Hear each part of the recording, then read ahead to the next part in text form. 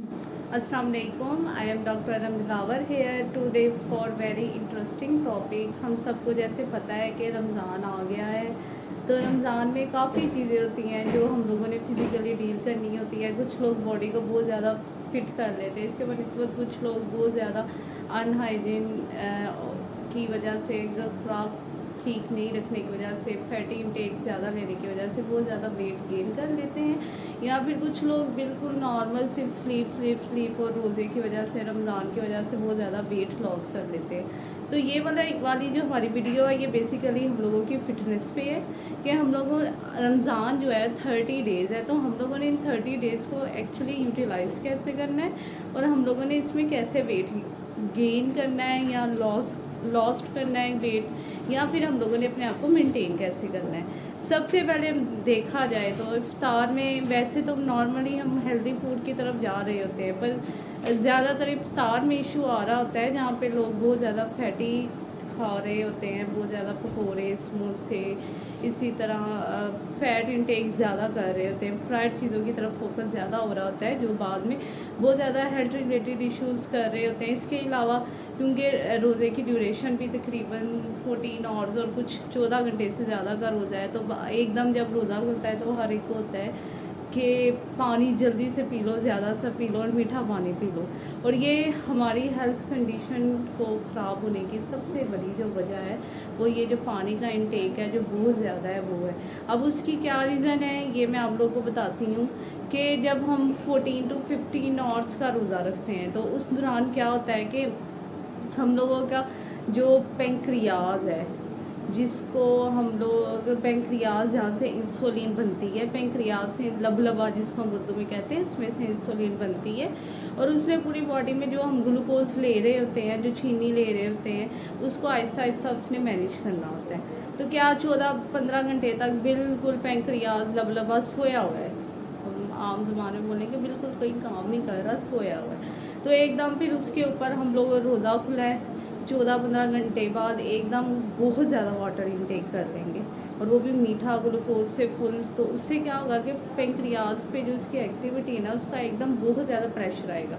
जब उस पर बहुत ज़्यादा एक्टिविटी का प्रेशर आएगा तो उससे क्या होगा कि पेंक्रियाज जो है वो अपना वर्क जो है वो या तो उसके सेल्स जल जाते हैं या फिर उसके सेल्स में एट्रोफी हो जाती है, हाइपर एक टाइम पे बहुत ज़्यादा वर्क करने की वजह से एट्रोफी हो जाती है, जिसकी वजह से हम लोग बहुत ज़्यादा जो है वो डायबिटीज़ के प्रोन है। वैसे भी पाकिस्तान में 90% से ज़्यादा फैमिलीज़ में डायबिटीज़ आ चुकी है, तो वो लोग और वो फैमिलीज़ जिनमें ऑलरेडी डायबिटीज़ शुगर जो है वो प्रीवेल कर रही है, तो उनको इस चीज़ का बहुत ज़्यादा ध्यान रखना चाहिए। उनको जब इफ्तार हो आप कुछ खा लो, आप खजूर खाओ, आप इसके अलावा और चीज़ें खाओ, फिर थोड़ा सा सादा पानी पी लो। जब आपकी बॉडी नॉर्मल रनिंग में आ जाएगी फिर उसके बाद आप जो है बहुत ज़्यादा मीठा पानी और वाटर इनटेक की तरफ या फिर शुगर इनटेक की तरफ ज़्यादा जाओ। तो यही रीज़न है, ये जो एकदम बहुत ज़्यादा पानी पी लेना शुगर वाला, ये जो है एक बहुत बड़ी रीज़न है हम लोगों को जो है। अब अक्सर लोग कहते हैं कि मैं जैसे रोज़ा खोल तो मेरी बॉडी में खींच पड़ जाती है, मेरे से उठा नहीं जाता है, मतलब मैं एक ही जगह सोया रहता हूँ। तो ये एक बहुत बड़ी रीज़न है इन लोगों के इस तरह की हालत होने की वजह से। तो अगर आप लोग इस चीज़ को फॉलो करें कि आप लोग जो है पहले नॉर्मल डाइट रखें, थोड़ा सा सादा पानी पी लें, बॉडी को थोड़ा रनिंग में लेके आएँ, फिर उसके बाद करें तो आपको खुद ही फील होगा कि आपकी बॉडी में खींच कम पड़ रही है, आपको बॉडी पेंस जो है इफ्तार के बाद ज़्यादा हो रही है। इसके अलावा जो है रमज़ान एक हद में हमारे लिए बहुत सूटेबल है, वो है कि हम लोग अगर फैटी इनटेक को कम कर दें। ये उन लोगों के लिए जिनका वज़न बहुत ज़्यादा है। शहर में तो खैर पराठा ही ज़्यादा से ज़्यादा खा रहे होते हैं, वही अगर अवॉइड करके सादा रोटी पे आ जाएं तो इसके अलावा इफ्तार में पराठे जो है पकोड़े, समोसे, इन चीज़ों को कम करें। दिल तो सबका कर रहा होता है पर कोशिश करें कम करें। इसको कम करने से ये होगा कि बॉडी में फ़ैट बनना कम होगा। वैसे भी 14-15 घंटे जब आप फिर भूखे रहते हो तो आपका वेट मेंटेन हो सकता है। तो इसको वेट मेंटेनिंग के लिए, अपने वेट को कंट्रोल करने के लिए, अपने हेल्दी लाइफस्टाइल के लिए यूज़ करें।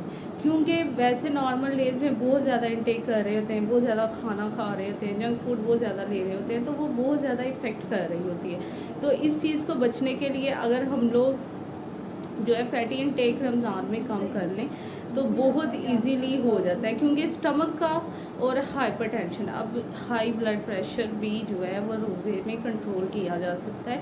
अब वो मैं इस चीज़ को बताने लगी। अब हाई ब्लड प्रेशर को किस तरह कंट्रोल किया जा सकता है कि स्टमक का हाइपरटेंशन, स्टमक एसिडिटी और हाइपरटेंशन का एक दूसरे के साथ बहुत ज़्यादा ताल्लुक है। तो हम लोग क्या करें कि हम लोग अगर जंक फूड को कम करेंगे, स्टमक को वैसे भी 14-15 घंटे रेस्ट मिल रहा है, तो उसके बाद जंक फूड कम करेंगे तो स्टमक इश्यूज़ रिजॉल्व हो गए, क्योंकि उसके साथ हम फ्रूट वगैरह और लस्सी, दही, ये चीज़ें ज़्यादा यूज़ कर रहे होते हैं, तो ये सारी चीज़ें स्टमक को बहुत सूट करती हैं। तो वो ये चीज़ें जब हम लोग ज़्यादा यूज़ करते हैं और स्टमक को अच्छे तरीके से हम रेस्ट भी देते हैं, साथ हेल्दी लाइफस्टाइल की तरफ जाते हैं, तो स्टमक ठीक होना शुरू हो जाता है।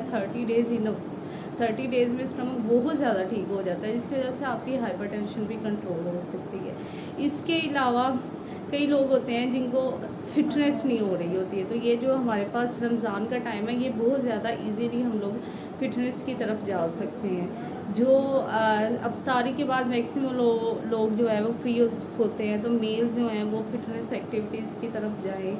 वो लोग कोई स्पोर्ट एक्टिविटी में इन्वॉल्व हो जाए, कोई वर्क एक्टिविटी में इन्वॉल्व हो जाए।